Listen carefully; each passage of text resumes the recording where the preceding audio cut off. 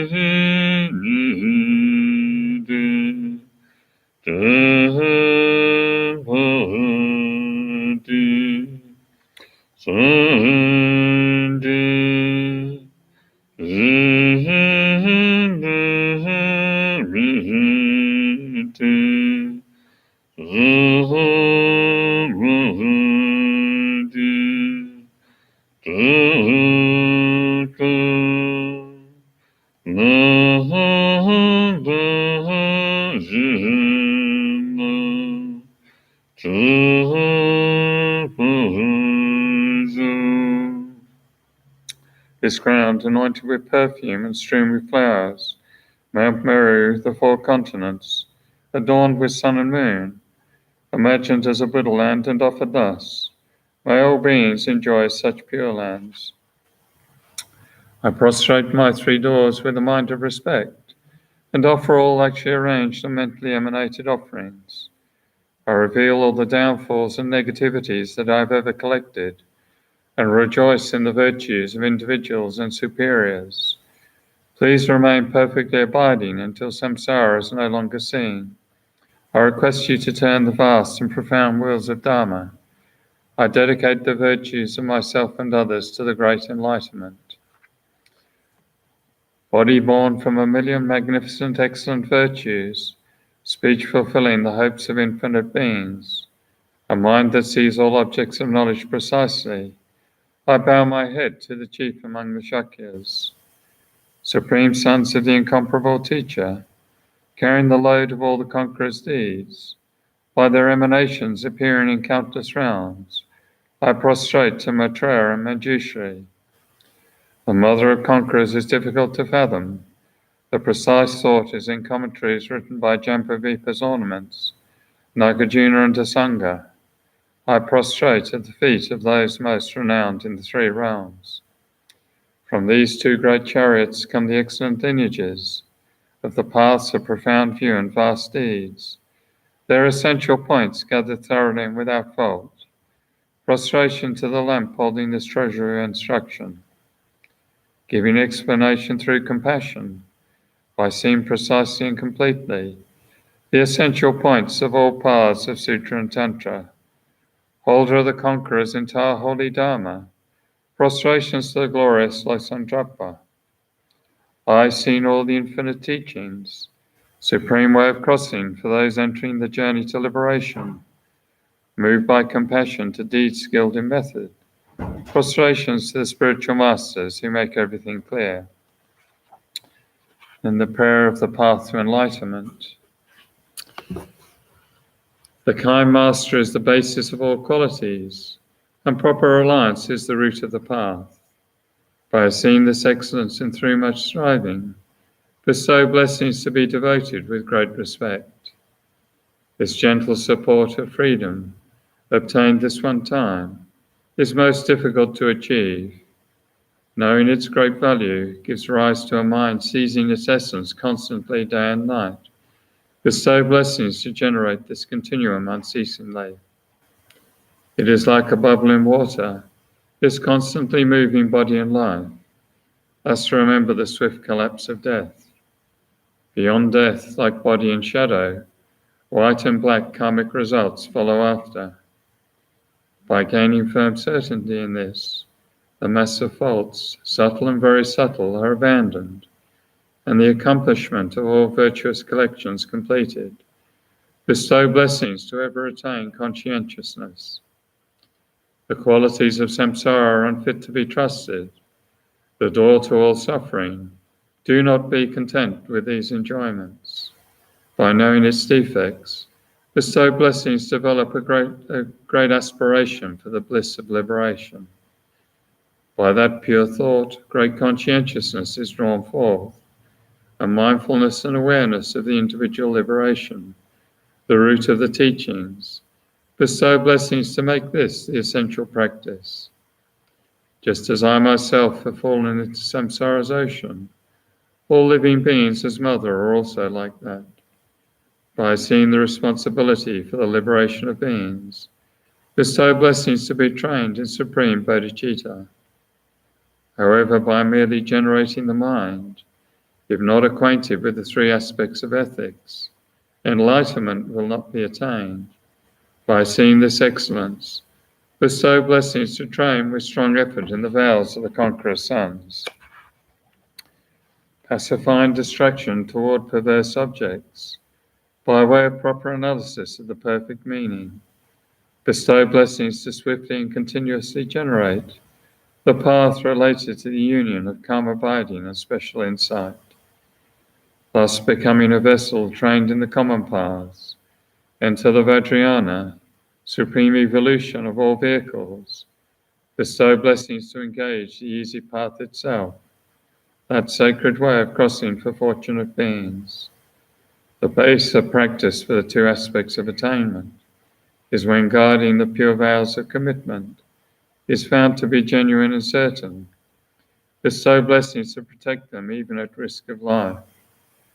Then by understanding properly the important points, which are the essence of the two stages of the Tantra classes, bestow blessings to practice according to these holy teachings, with continuous effort in the supreme four-session yoga. Like that, may the spiritual friend revealing the gentle path and the friends of proper practice stand firm. Bestow blessings to quickly pacify the masses of outer and inner hindrances. In all rebirths might never be parted from perfect gurus, and the enjoyment of the glorious Dharma, by utterly completing all qualities, paths, and grounds, may I quickly achieve the state of Vajradhara. So we'll start off with some meditation as per usual. So sitting in meditation posture.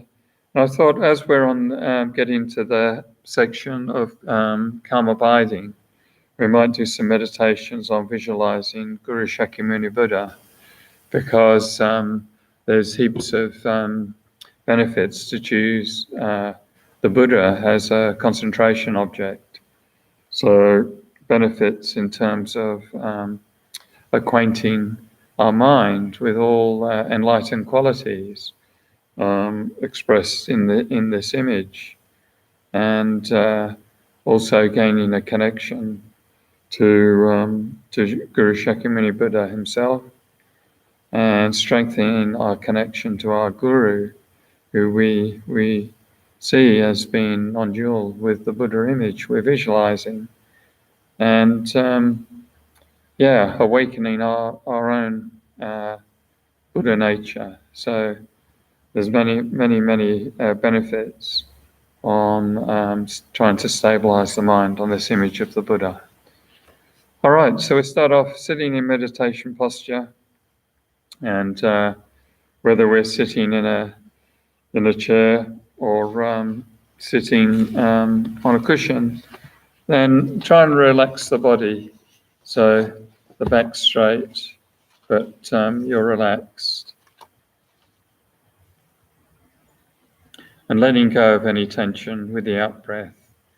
So just breathing naturally. And any worries about this pandemic or associated with it, or any problems at home, and any tension in the body, tension in the mind, we just release it with the out-breath, because it's of no benefit to us whatsoever.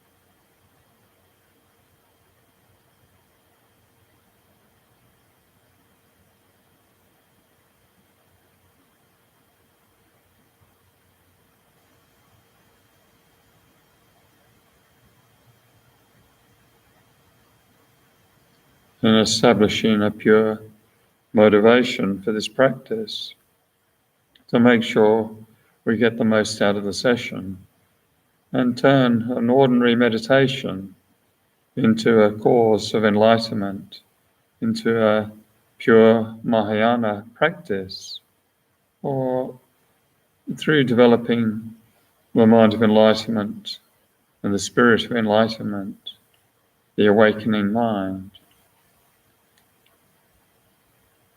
And so we do this by reflecting on the endless difficulties and sufferings that all living beings in samsara experience. So from the hell realms up to the God realms, all the sufferings, the hungry ghosts, animals with all their hunger and thirst and being used by humans, having no control over their lives. And humans with their we have our endless dissatisfaction and mind going up and down and up and down. So many problems with sickness and with aging and with death, losing those we love and so on.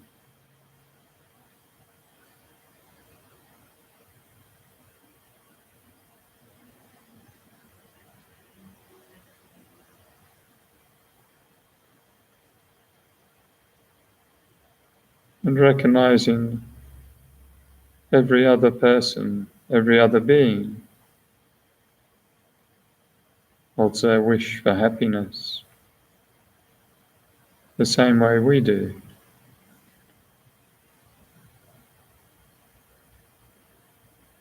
It's the main thing.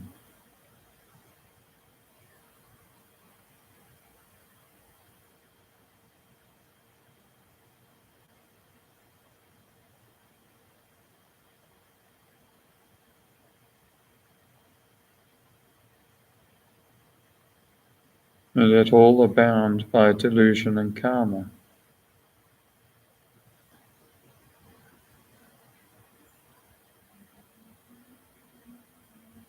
So we develop the determination, we must free ourselves from all delusion and karma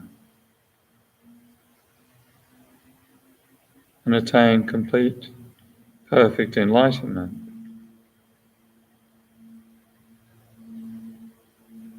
Because we must help all other living beings and stabilize on bodhicitta, the aspiration for enlightenment.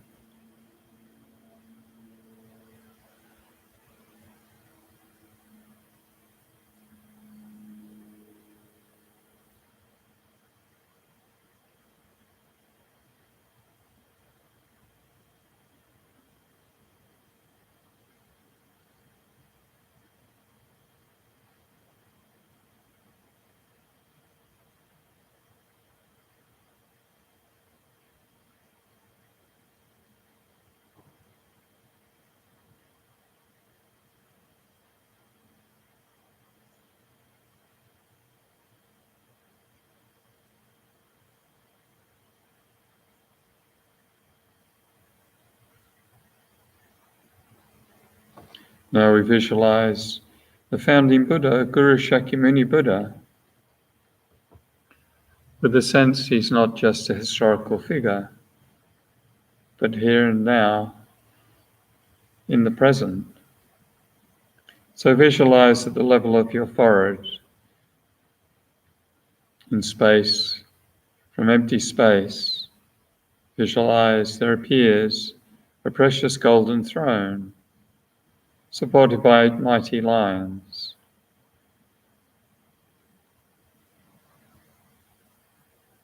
And the throne represents the omniscient mind, the basis of all Buddha manifestations.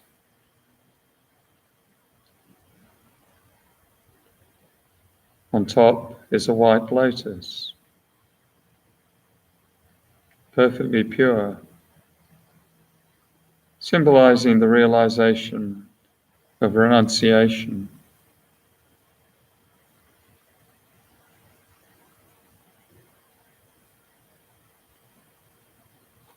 On top, a moon disk,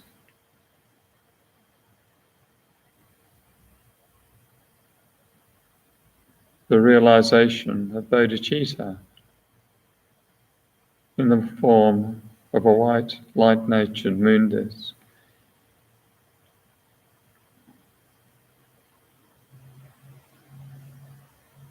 And on top, a sun disk, representing the perfection of wisdom,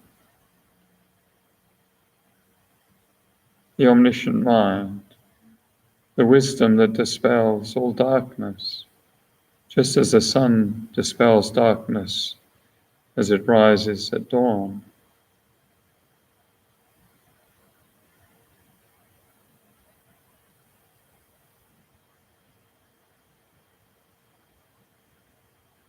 So on top of these beautiful light-natured cushions appears Guru Shakyamuni Buddha, as he's seen in the paintings and the statue and so on, the same, but made of light, golden coloured, radiant, light-natured.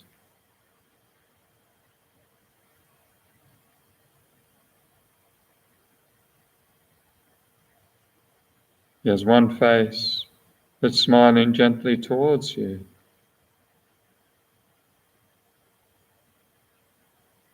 And the one face shows Shakyamuni has realized the one nature of all phenomena, their emptiness of inherent existence.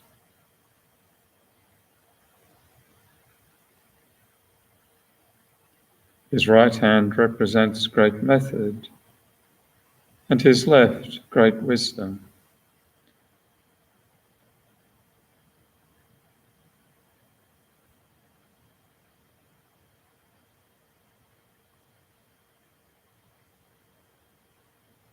His right hand is resting on his right knee in the earth-touching gesture, showing he has the power to stop all negativities, and especially the suffering of three lower realms.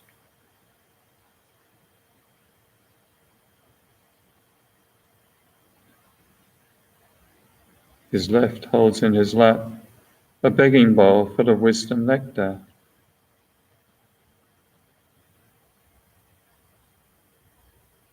And the nectar that eliminates all delusion and especially all disease.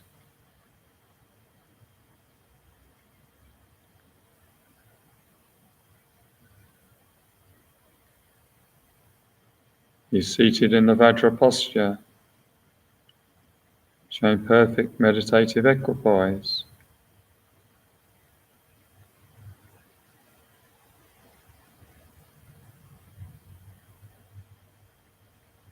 And wears the three saffron robes of a monk, showing his ethics are completely pure.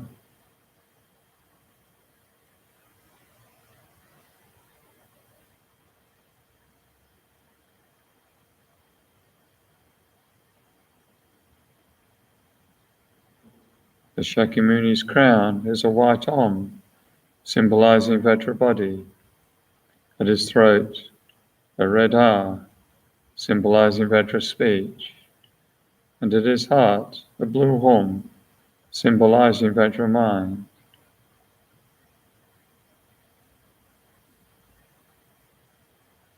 And around the Hum at his heart is the mantra rosary, Om Muni Muni Maha Muniye Soha.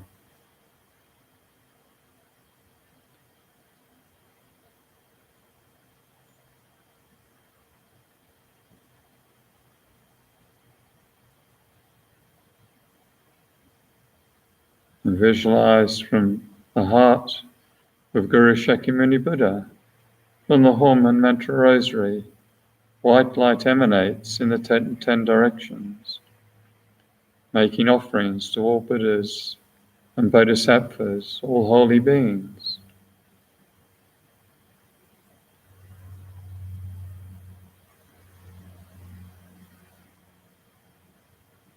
And this light transforms into beautiful offerings, for example, the 8 auspicious symbols, the precious umbrella, the golden fishes, the great treasure vase, the gentle lotus, the right spiraling conch, the glorious endless knot, the victory sign, and the wheel.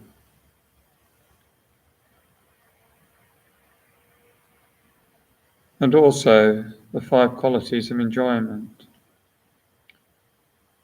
the mirror, the lute, the incense, the fruit, and the cloth.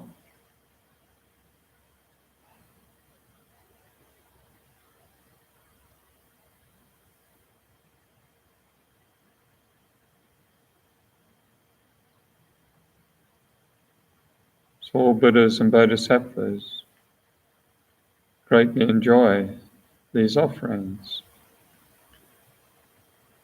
and transform into wisdom being Shakyamuni Buddhas.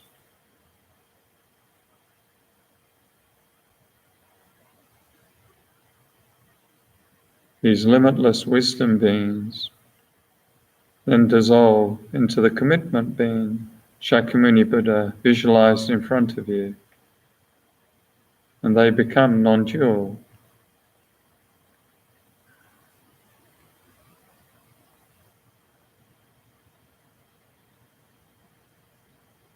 And at this point, we feel the visualization is no longer just a visualization, but is in actuality Guru Shakyamuni Buddha.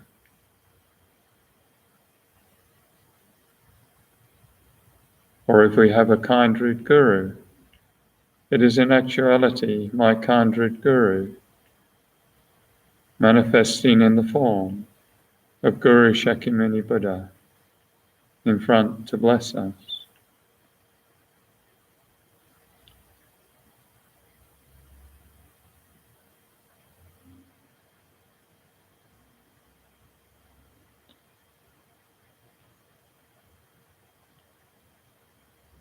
Then we make requests to Guru Shakyamuni Buddha. We can visualize we're surrounded by all living beings in the form of humans, with all their suffering and disease and confusion and so on.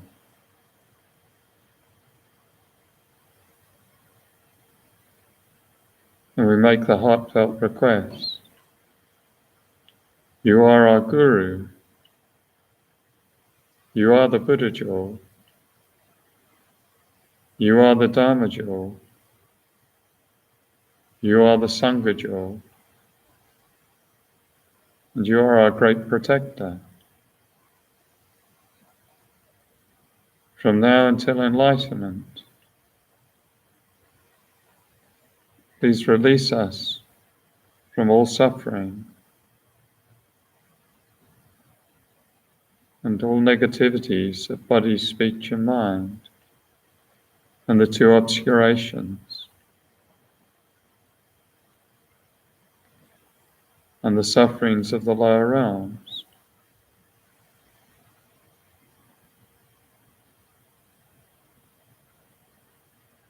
Please hold us in your compassion.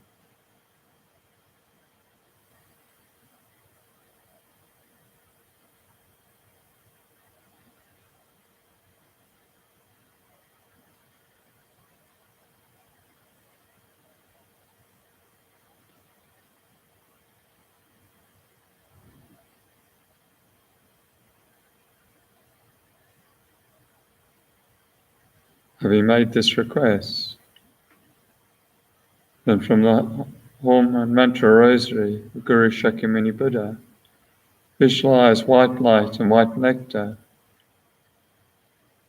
going throughout all realms, touching all living beings, including oneself, and entering through the crown.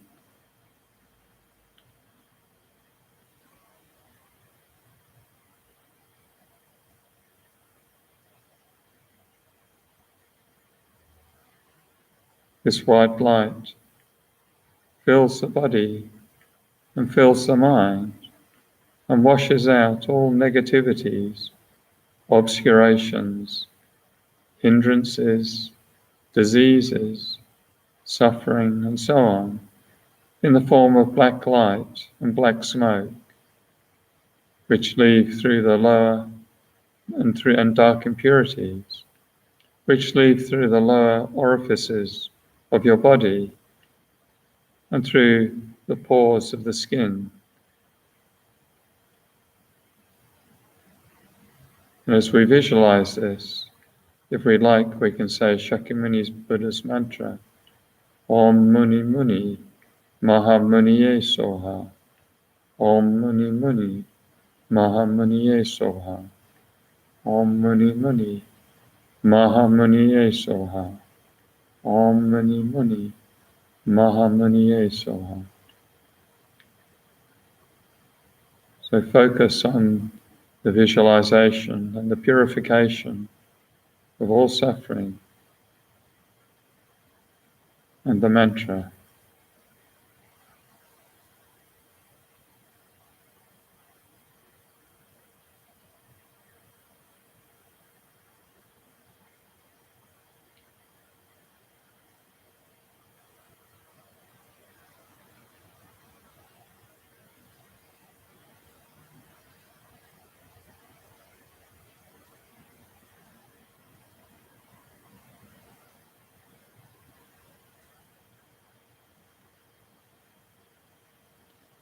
And feel now we have received the realization of peacefulness.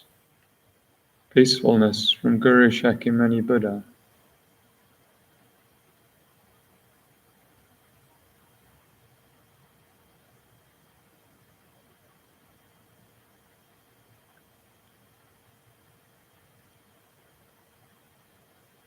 Then golden light emanates from Guru Shakyamuni Buddha's heart from the Hom and Mantra Rosary, pervades the 10 directions, touches all living beings, and transforms them into Shakyamuni Buddhas.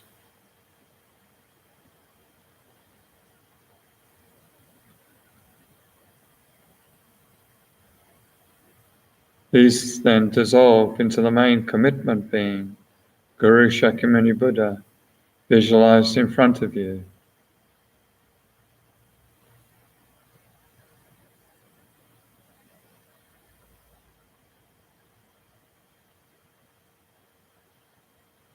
Guru Shakyamuni Buddha then comes to your crown and dissolves into you.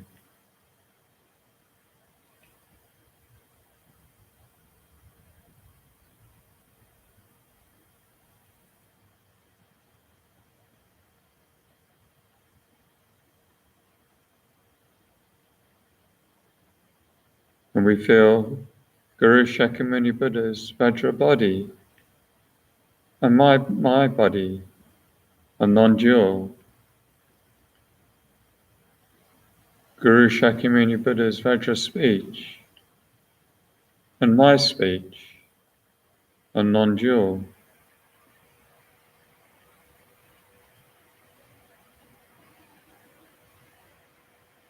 And Guru Shakyamuni Buddha's Vajra mind and my mind are non-dual. We become one.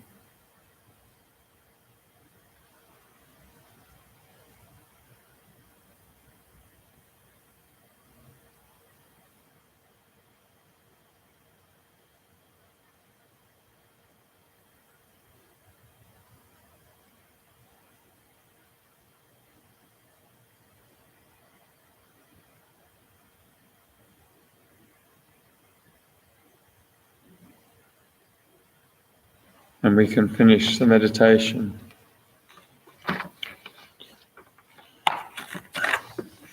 Okay, so now we're still on the 6 perfections. We'll finish them off today. And we're up to page 776 in the Path to Enlightenment. And we're on the 776. We're just looking at the perfection of wisdom with the ancillaries. We're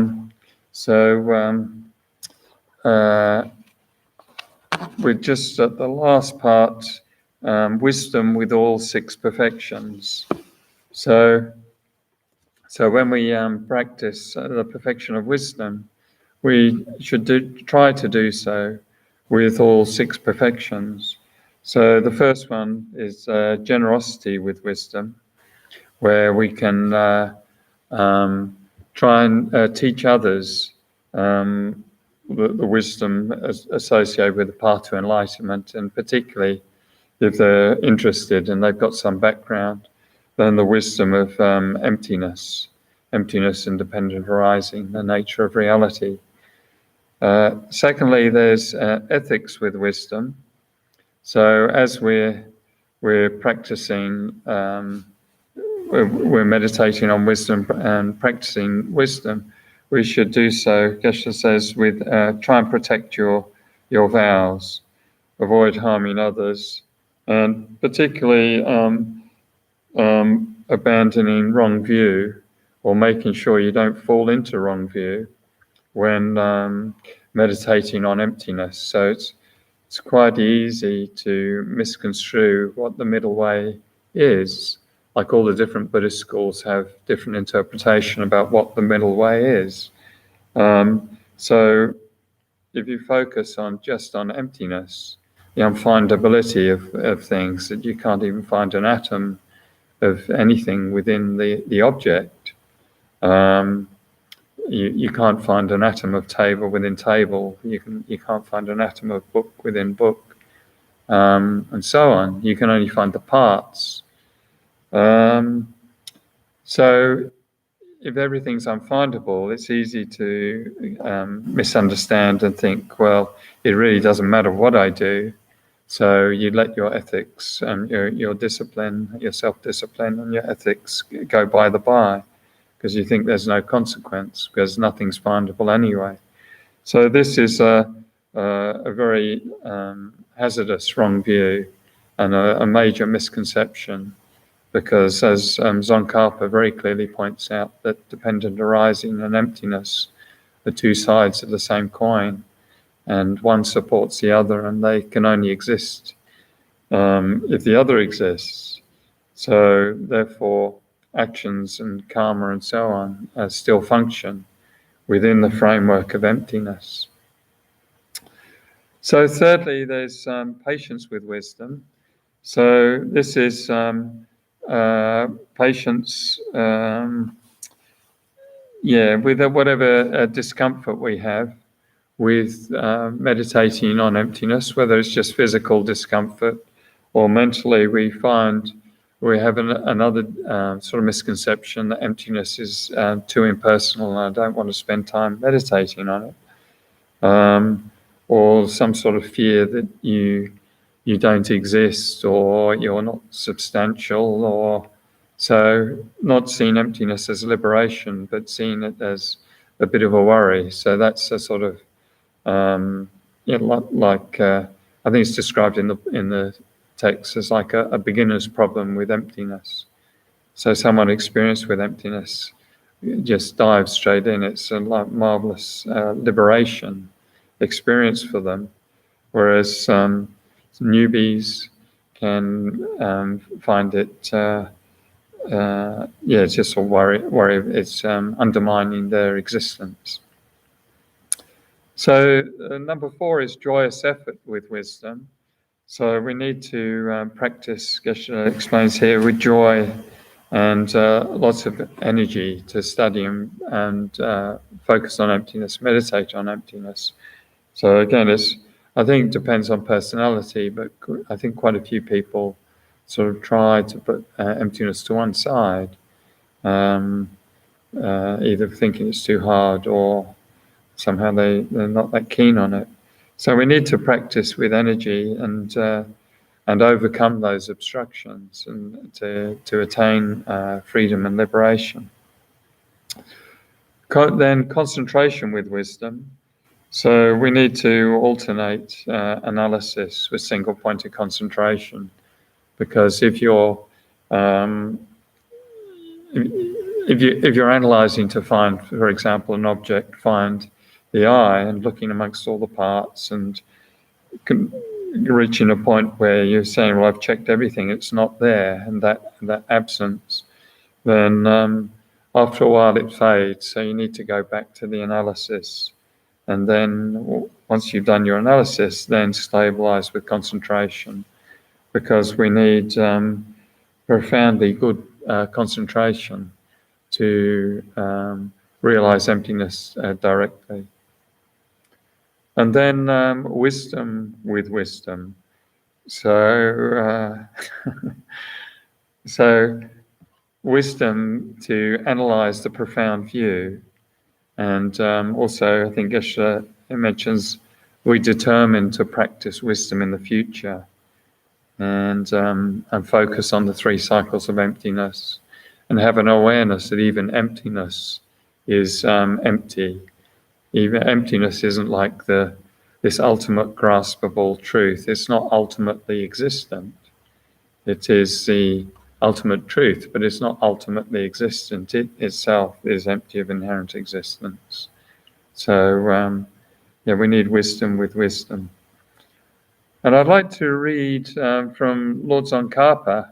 He gives really good some quotes on the 5 perfections, how wisdom enhances the practice of the 5 perfections. So if Christine's listening, this is on page 212. I think it's 2nd volume. And Tsongkhapa says, if the gold ornament of the 5 perfections, from generosity to meditative stabilization, is adorned with wisdom, which is able to discern right from wrong, they become more magnificent because wisdom makes them much purer. Bodhisattvas depend on wisdom to purify the other 5 perfections. And then he steps through each perfection, how that happens. And with regards to generosity, Tsongkhapa says, even when they give their flesh, they are this is talking about great bodhisattvas who can actually give away parts of their body without a problem in their practice of generosity. He says, even when they give their flesh, they are unaffected by pride or discouragement. It is as though they were taking a cutting from a medicinal plant. This is because their wisdom makes reality manifest. And with regards to ethics, Lord Tsongkhapa says, with the wisdom that sees the troubles of psychic existence and the peace of nirvana, they accomplish ethical discipline for the sake of others' welfare, so they practice pure ethical discipline. And with regards to patience, our wisdom supports it. Through wisdom, they know the faults of impatience and the merits of patience, and then they discipline their minds so they are not overpowered by suffering and others' misperceptions of them. With regards to how wisdom supports joyous effort, Tsongkhapa says, with wisdom, they understand well everything at which they joyously persevere, so their perseverance brings great success on the path. And with regards to concentration, he says, and through wisdom based on reasoning, they accomplish the supreme delight and bliss of meditative stabilization that is fixed upon the meaning of reality. You must make an effort to generate wisdom with whatever capacity and strength you have. The Compendium of the Perfections says, like the dawning of the sun's great power, the enormous power of wisdom light arises, and the concealing darkness in beings' minds is completely dispelled, only its name left behind. So that gives us some idea of how Lord Tsongkhapa, how important he holds wisdom as being central to the path and the power of wisdom. So now Geshe gives a summary of the 6 perfections at the end of the chapter on the 6 perfections, and mentions they're the essence of Lord Buddha's teachings. So they're the main practice of bodhisattvas and the means to attain the two accumulations of merit and wisdom. So we need to train in the perfection of generosity, train in perfection of ethics, train in the perfection of patience, train in perfection of joyous effort, perfection of concentration, and the perfection of wisdom. We need to train in all of those. So Geshe exhorts us to make them our essential practice. And again, I'll just give one more quote from Lord Tsongkhapa. This is page 223, 224. The six perfections are the center post of both the Sutra and Tantra paths. All bodhisattvas who attain Buddhahood do so in reliance on the six perfections. The one path travelled by bodhisattvas of past, present, and future. Because these six are the great ocean of all virtues, they are the perfect summary of the key points of practice. The bodhisattva level state. Bodhisattvas who attain unsurpassed perfect enlightenment by the six perfections are called a great river, a great ocean of virtues, generosity, and so forth, are the most precious causes of all excellent things of all living beings. Accordingly, there is nothing comparable to the perfections and measurable completion of the collections of merit and sublime wisdom, and their fruit of unsurpassed perfect enlightenment. So I thought now I'd just step back in time to page 620, which is looking at the branch Bodhichitta vows, because these vows, which most of us have taken, then they support our practice of the six perfections. So I'll just read through. I won't go into detail, but I'll read through. So the first, from starting on page 620, the first 7 vows are related to the perfection of generosity, and these are neglecting to pay homage to the 3 jewels each day, following the mind of desire, not respecting elders, not replying to questions, not accepting invitations, not accepting gold and so on, not giving the Dharma to those who desire it. So these are all, you can read the detail because it's easy to misunderstand what they mean, but they're to do with the perfection of generosity. Then with regards to the perfection of ethics, the next 9 are related to the perfection of ethics. So forsaking those who have broken their moral discipline, not observing the Hinayana trainings in order to generate faith in others, doing little to benefit other sentient beings, not knowing the full purpose of compassion, deliberately acquiring things by wrong livelihood, indulging in the wrong livelihoods mentioned are hypocrisy, flattery, hinting, artful acquisition, and seeking reward for favour, indulging in frivolity, claiming bodhisattvas should remain in psychic existence, not avoiding a bad reputation, not employing the methods to overcome others' negativities. So those are all related, support our perfection of ethics, if we try and keep those ones. 17 to 20 related to our practice of the perfection of patience.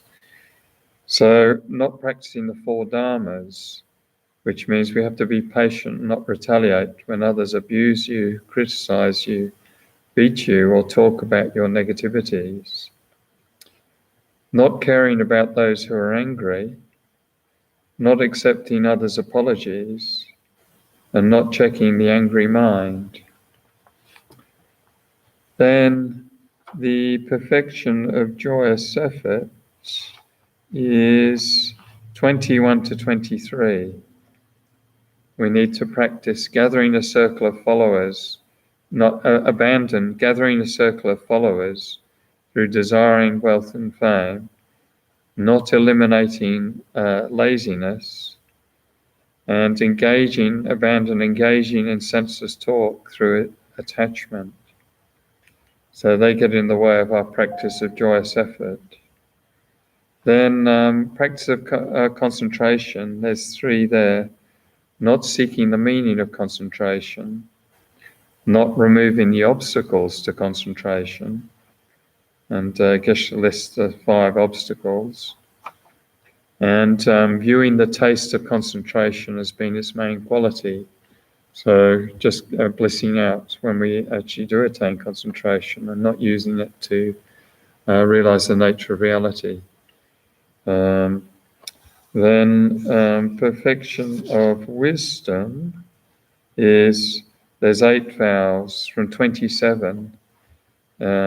We need to avoid abandoning the Hinayana, applying great effort to the Hinayana while currently engaged in the Mahayana, applying effort to non-Buddhist teachings while currently engaged in the Buddha Dharma, excessive involvement in non-Buddhist subjects, because time is limited, avoid abandoning the Mahayana, avoid praising yourself and denigrating others, making no effort to study the Dharma, and deriding your guru and relying on the word rather than the meaning. So they're the vows that support the perfections of wisdom. So if anyone wants to read for their page 620 to 630, or you can continue obviously and read. There's only a couple more pages of vows there. So that's we've now completed the 6 perfections. We've had a very brief look at them anyway.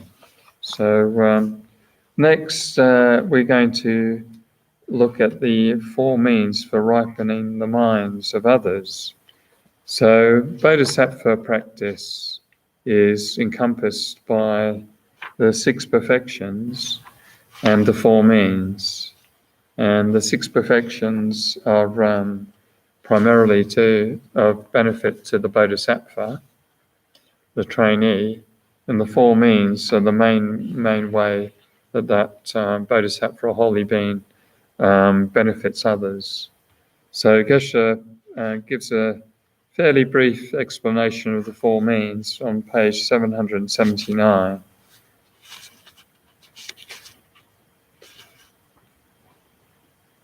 So he starts off saying, having covered the training in the development of the 6 perfections, we will now examine the way to skillfully cultivate others so that they gain the benefits of the Dharma. Training in the 4 means to ripen others' minds is the supreme method to benefit others. So, the supreme method to benefit others. So it's primarily looking at how can the Bodhisattva bring Dharma into other people's lives and the benefits of Dharma, because only purifying the mind with Dharma is how we gain some long-term release or permanent release from suffering and awaken our enlightened potential. So it's the best way to benefit others, obviously. So the 4 means are graded, and the 4 means are giving, speaking pleasantly, and applying the meaning and acting in accord. So if we're just kind in this life, it's like a wonderful thing. We might support others in different ways, but that person, if they are not awakening to the Dharma, then after death, then we need to purify karma. We need to overcome delusions to ensure a good rebirth. We need to practice ethics and so on. And we need an ongoing aspiration for the Dharma path. So just being kind isn't enough. We need to do what we can to help bring others, the Dharma to others. So the first one is giving, and sometimes that's translated as a way of gathering disciples. So in the perfection of generosity, if you remember, we saw 4 main types of generosity that are practiced. Material possessions, Dharma teachings, great love, and fearlessness. So they're all good. But this is this giving is beneficial because it brings people closer to the Bodhisattva or to the being. That's, for example, to Geshe. So disciples or students or potential students enjoy it. If you give them things, they enjoy it. And it shouldn't be seen in the light of you're trying to buy influence. Remember, we're talking about bodhisattvas practicing these 4 means. So it's within the perspective of absolute commitment to that other person's welfare and seeing what's the best way to support that person. And through practicing generosity and giving, then there's more trust established, and there's a connection established, and people like it. We all like it if someone gives us things, and so then we become more open to the influence of the Bodhisattva. So Geshe, for example, was all the time giving, all his life. He was giving. He was giving Dharma, he was giving personal advice, business advice, health advice. He was gave away money. He always giving away his money. Like if any children came, they'd always walk out the temple with $50. He set up lots of charitable pushes for lots of different things, like the bushfires and droughts and earthquakes, both within Australia and outside Australia. And Geshe would always lead the way and make the biggest donation by far, and we'd try to do our miserly best. But Geshe was continuously giving. He'd give chocolate when you're gardening, when he's in hospital, he's giving cakes, he's giving chocolate. Every 3 years he'd give away all his money, all his possessions. Can you imagine yourself doing that, giving away everything? And it's just a joyful practice that Geshe had, continuously giving. And it definitely brought us closer to Geshe from when we were, it's nice. You get a nice piece of blueberry and butter cake, and that's pretty good. But it's a skillful means for gathering disciples. So, and it's also, you sort of get a sense that Geshe or His Holiness, that they are actually pure Mahayana practitioners, because they're just always looking after others' welfare. So through giving. So the second of the 4 means is speaking pleasantly, and that's described in the Path to Enlightenment as two different aspects. There's speaking pleasantly. There's worldly speech, which helps relax people. So sort of just chatting on the other person's wavelength, taking an interest in them, genuine interest, not just a pretend interest. And how are you, and so on, and normal jokes. It also shows you're not some religious weirdo. You're actually a normal person functioning in this world. So, and with worldly speech, you should we should avoid faking interest or fake ocharisms like Kevin Rudd's. A number of times he said, fair suck of the sauce bottle and that sort of thing. So trying to be authentic. So the second type of speech, in terms of speaking pleasantly, is introducing to the Dharma. So introducing Dharma concepts to someone doesn't have to be using Sanskrit terms, doesn't have to be using Dharma terms, but if the Bodhisattvas doing what they can to benefit that person. So, and everyone's got different capacity, everyone's got different beliefs, different predispositions, what they're interested in, what they're not. So it's a very skillful thing to actually know how to talk, what's the most benefit. So I think Geshe mentions here teaching should be graduated, shouldn't just plunge into bodhicitta or emptiness or Buddha nature, but start with more down-to-earth things like suffering and impermanence and things people can relate to. And, some people people who come to this temple, they come with different interests and different focus. So some people like to just relax or sort of look after their health, healing meditations. Others are a bit more into Buddhist philosophy, like refuge or karma, and so on. So different practices for different. And some people like formal and some like informal teachings. So, if you joke too much and you don't refer to the scriptures, then a lot of people, older students, think that's too lightweight. So again, according to people's interests.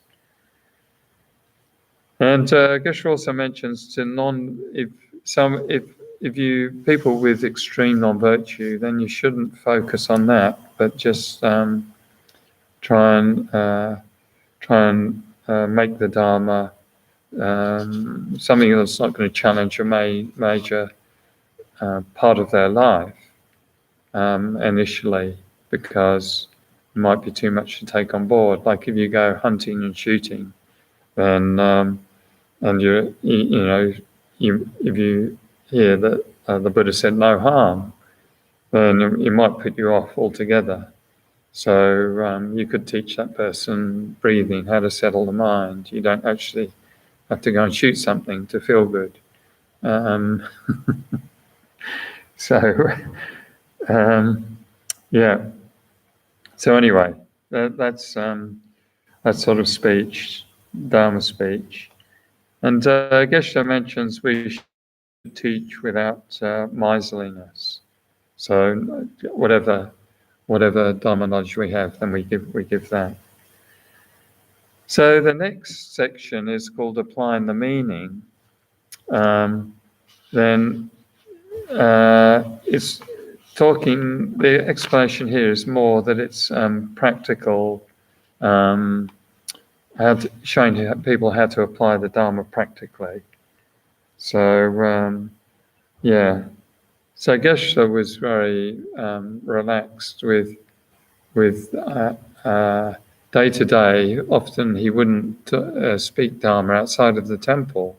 He'd give you worldly examples. He'd talk about President Clinton or President Obama or Prince Charles and Lady Diana or John Howard and he'd give examples that were meaningful and beneficial to you without sort of ramming Dharma down your throat when you're out relaxing.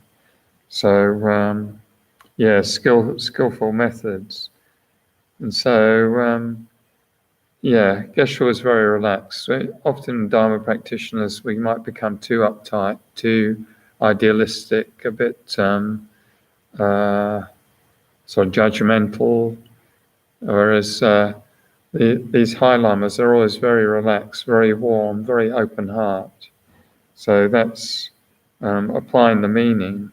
We've got to learn how to apply the Dharma in a skillful way so it actually changes us. I guess we give lots of advice on relationships, you know. How many times did he say to, if your partner comes home and they're grumpy, then you tell them to you just relax, settle down, I'll make you a cup of tea, don't worry, you know, how's your day, and be patient and so on. Or if we're uptight, he'd say calm down, settle down, relax. So very simple ways of applying the Dharma to our minds. These sorts of things. And but I know in Pabonka's commentary, Liberation in the Palm of Your Hand, this section seems to refer more to teaching the entirety of the Dharma path.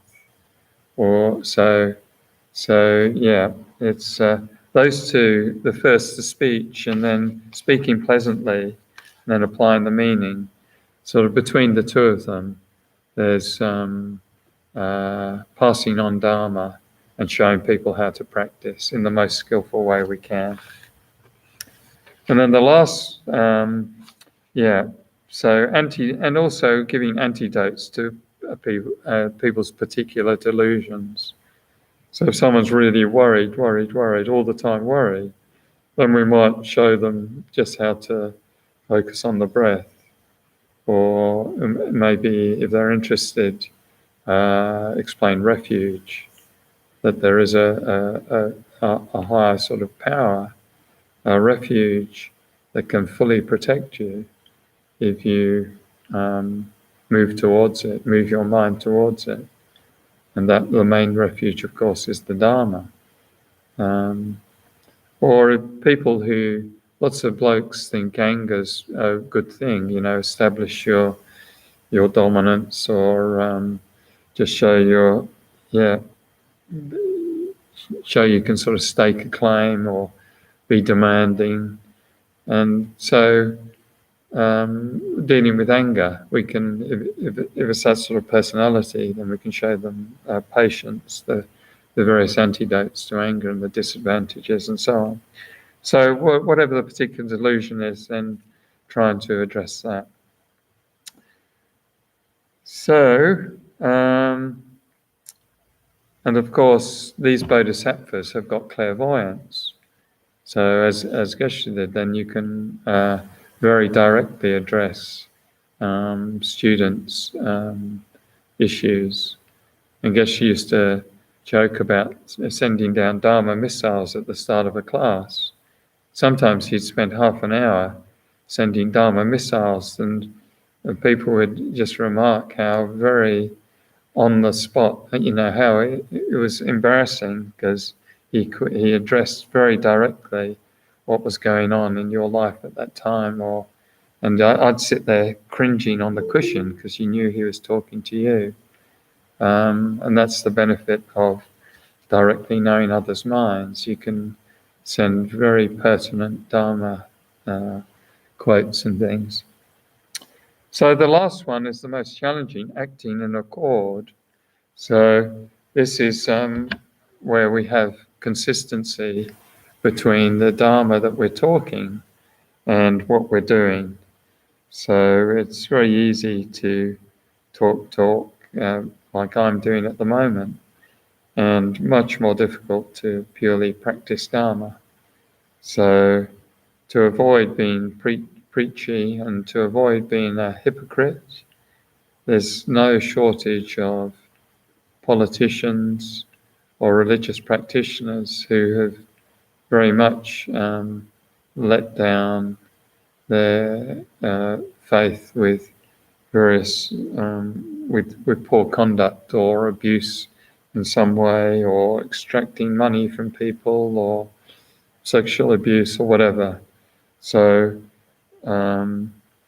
these four means we have to act in accord as much as we possibly can.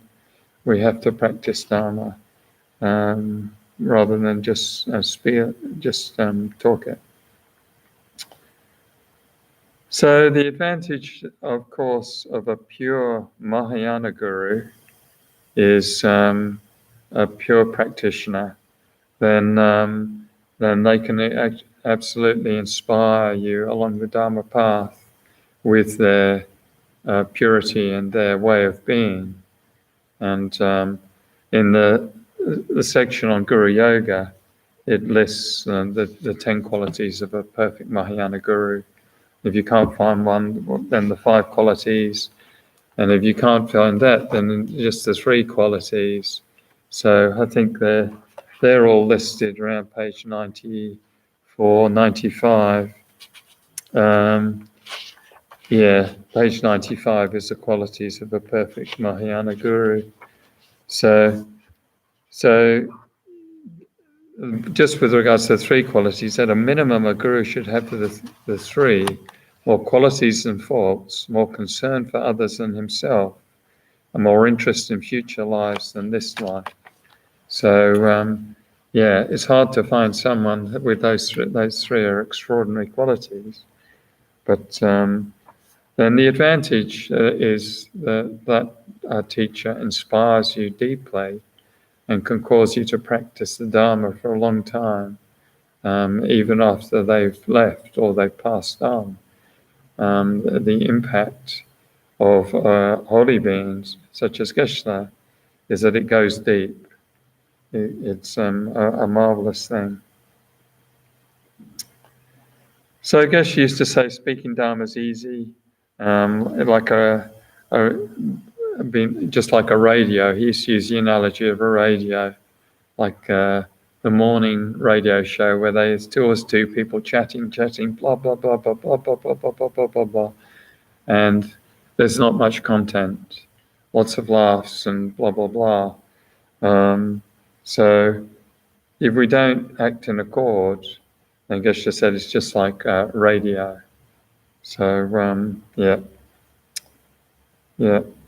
And it's quite easy to do that because by teaching Dharma, it's such a profound, the material is like the wisdom of the ages. It's such a profound thing. And it can be quite trippy teaching the Dharma or passing on the Dharma. So,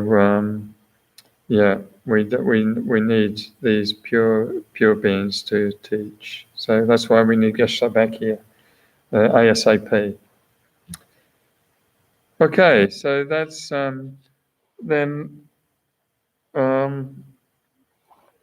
the end of that section. Then Geshe mentions there's 2 ways a bodhisattva can help others.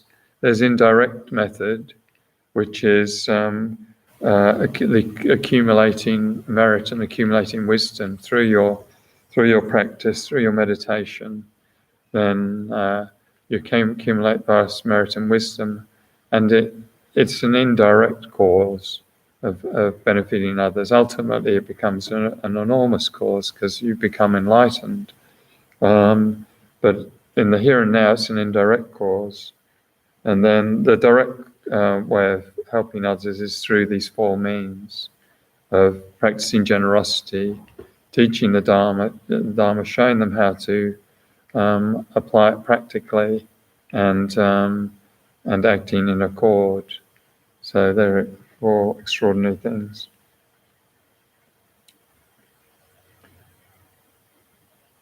So, and it just mentions that the 6 and 4 encompass all bodhisattvas' activities.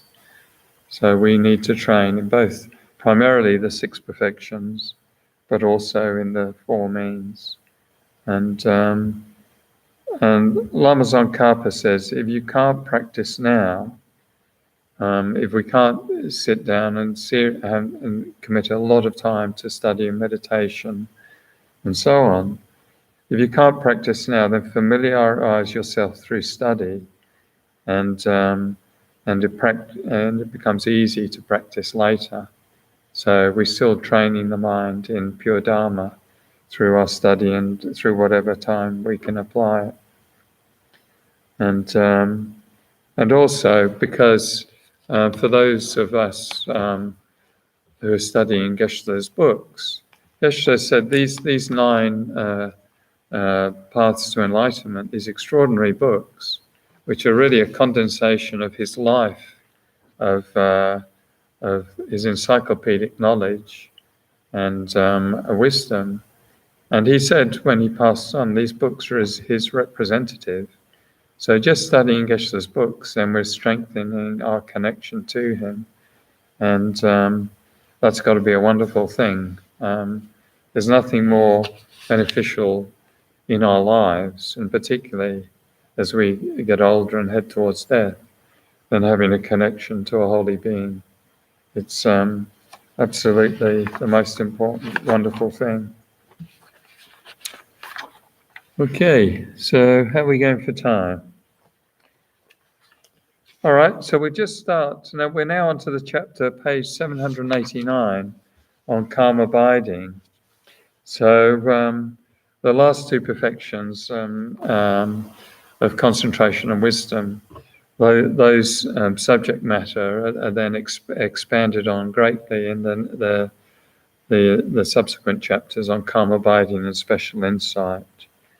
So calm abiding and special insight. So I'll just recap what is concentration.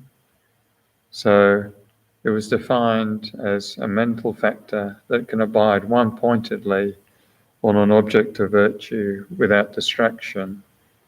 And one type of concentration is calm abiding. It's a more developed form of concentration. So that's defined as a special concentration with a bliss of pliancy that arises in dependence on the 9 stages of mental abiding and has a faculty of being able to direct the mind to an object as wished. So it's a concentration, it's a perfect concentration with this bliss of pliancy that arises from the 9 stages. And calm abiding is also known as tranquil abiding, pacified remaining, as in pacified all distraction, and it remains on single-pointed concentration. Well, it's also known as mental quiescence. So the essence of quietness, the mind is still in the state of calm abiding, perfect stillness, and a peace that we've never experienced before. So it's described as without lethargy and excitement. We can focus as long as we wish for. And the Buddha practiced for 6 years. Foe destroyers meditate on the cessation of suffering for eons in the state. And it's characterized by a deep, blissful pliancy and suppleness, tranquility of body and mind. So, you know from your own experience, maybe on retreat, you might have 1 or 2 good meditation sessions where things go very quiet or quieten down, the mind becomes very still. And it's just a wonderful compared to our everyday experience. And so if you imagine fully developing this absolute calmness, stillness, clarity, then that's what we're aspiring towards.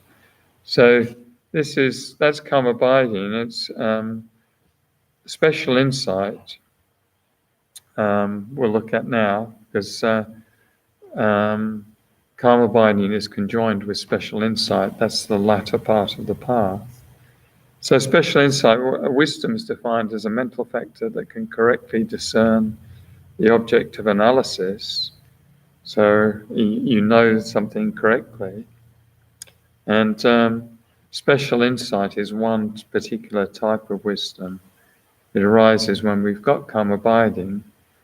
Geshe quotes on 793, special insight is where, having gained calm abiding, you engage a particular analytical wisdom that causes the bliss of pliancy, and use that to discern the nature of the object of meditation.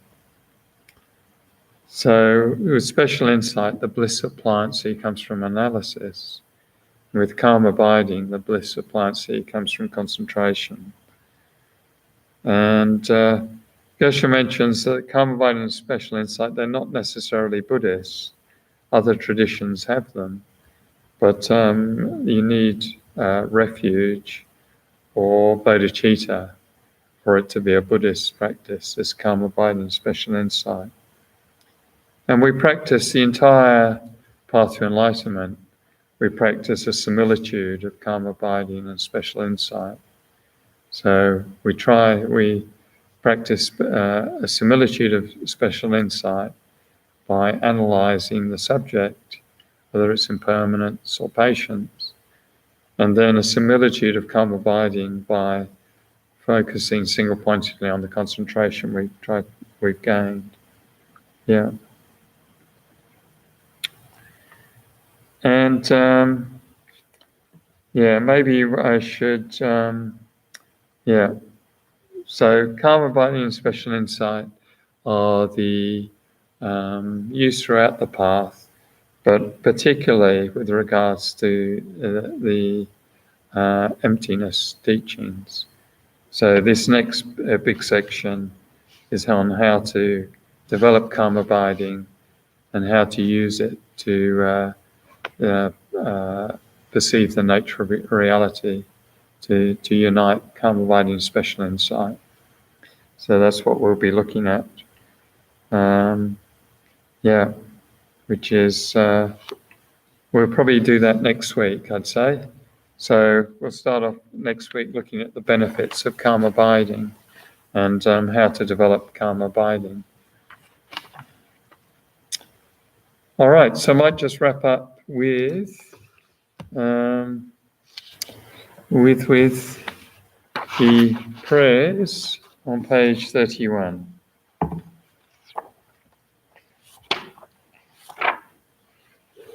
Okay, so final prayer of the graduated path. By the two collections vast as space, amassed with effort for a long time, may I become a chief of conquerors, a guide for all beings whose mind's eye is blinded by ignorance. Also in all lives while not yet come to that, may Manjushri favour me with his compassion, finding the supreme path, complete with all stages of the teachings.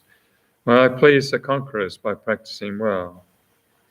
By my precise understanding of the essential points of the path, with skillful means drawn along by strong compassion, and by dispelling the mental darkness of beings, may I uphold the conqueror's teaching for a long time.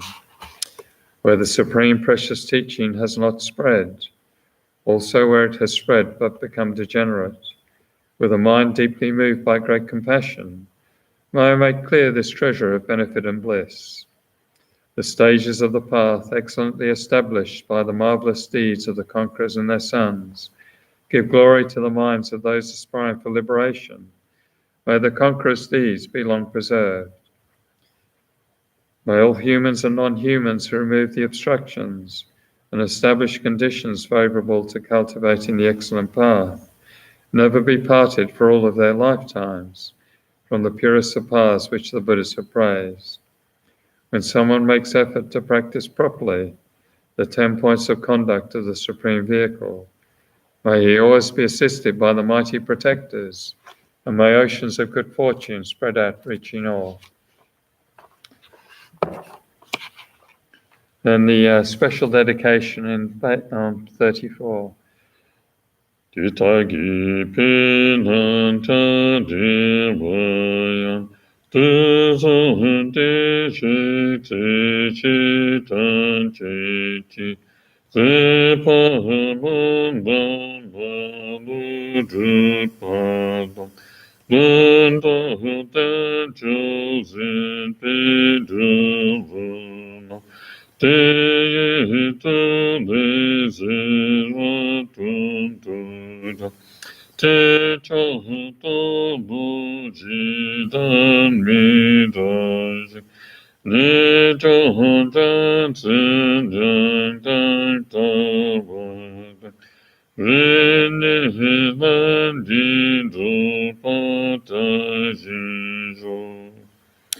Whatever white virtues we have thus created, we dedicate as causes, enabling us to uphold the holy Dharma of Scripture and realization, and to fulfill without exception the prayers and deeds of all the Buddhas and Bodhisattvas of the three times.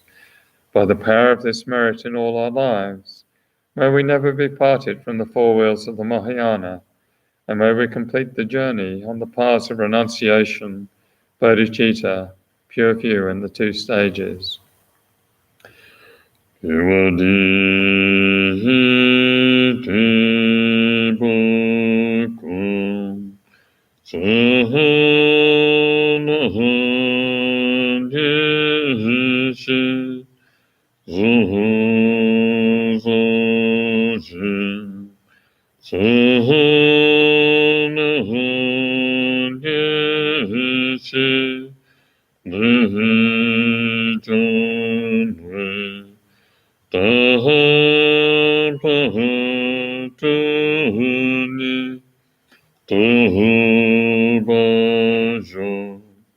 By this virtue, may all beings complete the collections of wisdom and merit, and attain the two holy bodies arisen from wisdom and merit.